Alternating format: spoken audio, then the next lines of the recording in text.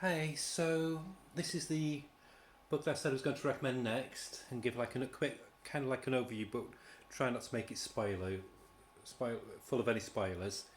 And this is part of the Sandman universe. It's part of the Dreaming series. The Dreaming is much more Sandman centric than some of the Sandman universe titles. So Dream features in this as one of the main characters. Um, but it's written by G. Willow Wilson, and the artwork is by Nick Robles, Javier Rodriguez, M.K. Perker, and Matias Lopez. It's just a gorgeous book. I was surprised by G. Willow Wilson because I've really only read like her Miss Marvel stuff, some of the stuff she's done for Dark Horse.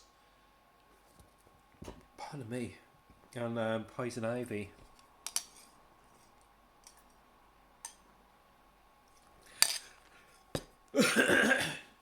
Well, it's very late, but I just felt I'll do it now while it's all fresh.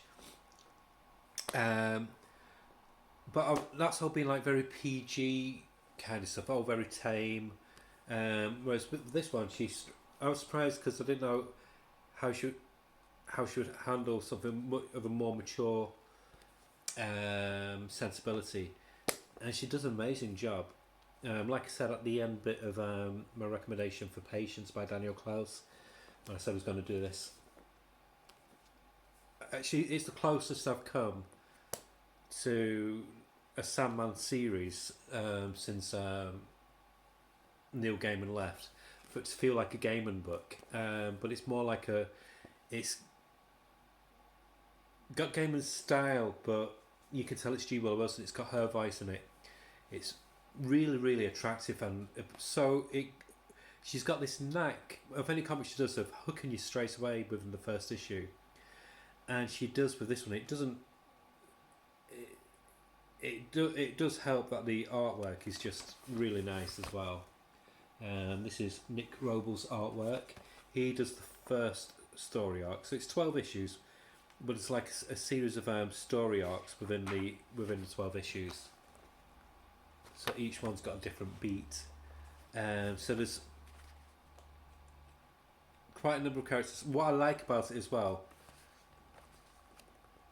they bring back Shakespeare, which is a really nice tip of the hat to the original Sandman universe, because Shakespeare featured quite heavily in quite a few stories.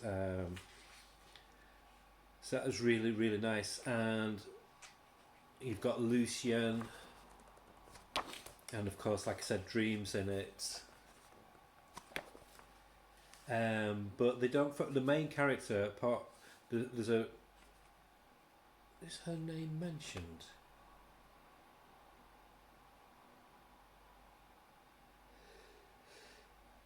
Yeah. So there's a main character. There's this single mum who's training to be this lady here. She's training to be.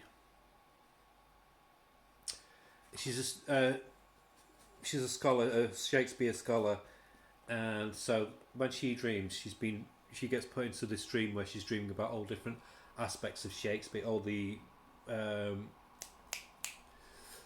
all the conspiracy theories about Shakespeare, who actually wrote the plays, etc. And it all ties into the storyline as well. But the one who puts her in the dreams is this nightmare that Dream created, but he's a bit of a failure of a nightmare, and he's called Druin.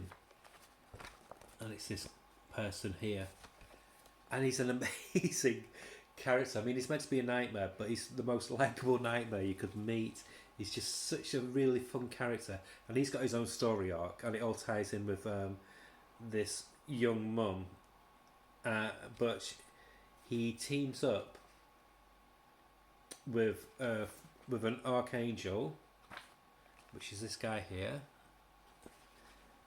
and also with this magician who's part.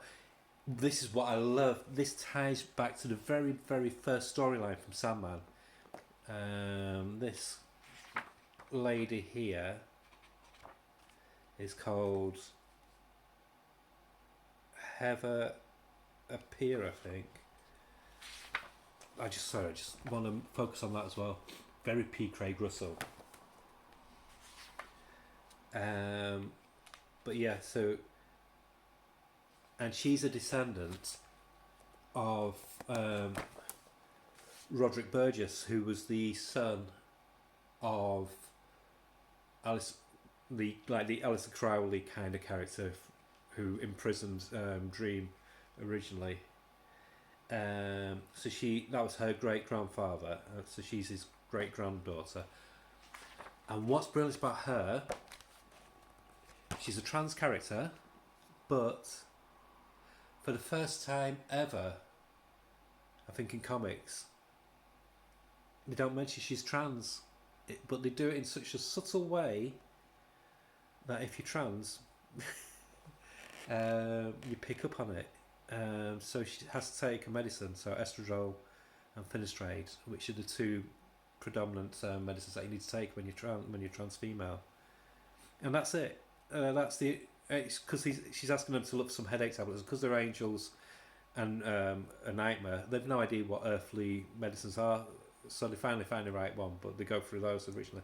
So that's how you she's trans. So it's not beaten across your head. It's not, oh, I'm a trans character. It's just that's just who she is, and they move on. And that's it. And it's so refreshing as somebody of trans identity. It's lovely seeing a character who's not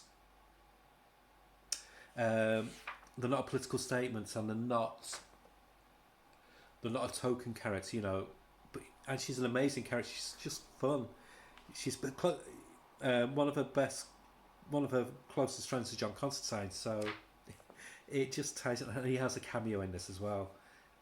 So it's just really, really good how she could have her own series. I'd read her series because she's cooler than Satana. You know what I mean? You know what I mean? Keep on doing that. I'm reverted to a teenager. But yeah, so that's so refreshing. I've not seen that in comics where they have somebody who's trans, who they leave it for you to work out that she is, and they do it in such a mature, casual way that it's just so refreshing. And it massively went across some readers' heads, so the ones who normally beat the chest, political wokeness and blah blah blah, they wouldn't have the intelligence to pick up on it. So that's quite refreshing. And she's just got a normal relationship, so she's great, and she's great as well, the one who's the student mum. And like I said, Ruin is fantastic. So it's done in segments. So there's that part where she's basically got to escape this dream to get back to her child. And I won't go into details. And then it goes on to another part, which is the intermezzo, and it's got gorgeous art from Javier Rodriguez. I think he did the Defenders series recently, and he does the coloring as well. I mean, he's just one of my favourite artists of recent years. He's got such an amazing colour palette and style,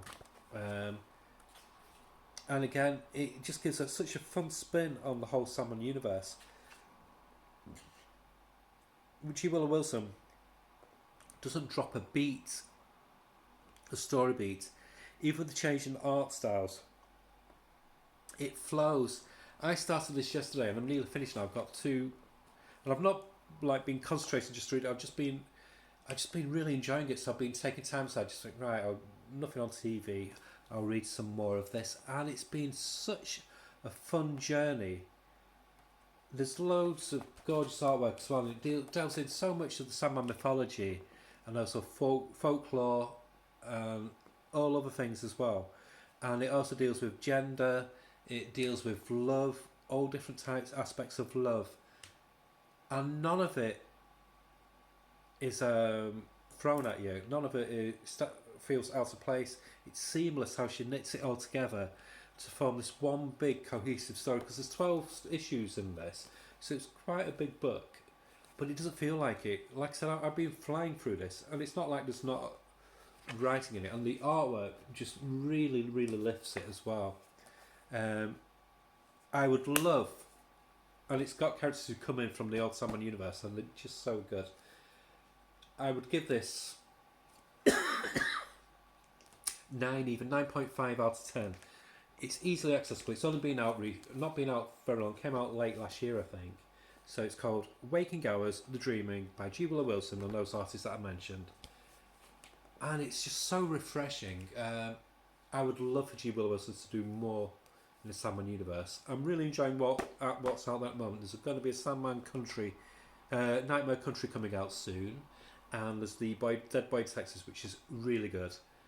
But it's just reignited my love for the Sandman universe because it's one of my favourite universes to explore in the whole of comics, whether it's DC, Marvel, or the Indies. And this has just made me fall in love with it again. I don't like giving 10 out of 10s, but it's on the cusp of being 10 out of 10. I just loved it. It's just so good. It's so much fun. It's everything that a comic should be. It holds your attention from the first page, and you don't want to put it down, but you've got to, because you've got to get on with your life, and that's a good sign of a great book, a great comic. So yeah, buy it. Really, really buy it. I couldn't recommend this highly enough. I absolutely loved it, and you will not be disappointed. I didn't know what to expect when I went into it, and it's exceeded all expectations because, like I said, I love the Sandman Universe titles, but none of them feel up to the task what Neil Gaiman laid out. But this does. This is a good contender to be almost equal to Neil Gaiman. I mean, nothing could be equal to it because he's the originator, but it's fantastic. So my recommendation, easily of the month so far, is to read this. Forget about the new comics that are coming out. Put some pennies aside and get this book, and you will have such a rewarding experience reading it. The artwork, there's no poor artwork in it. Even though, what I like about it, they've got different artists in, but they do it in segments. So one story arc would be one artist, so that could be 4 issues.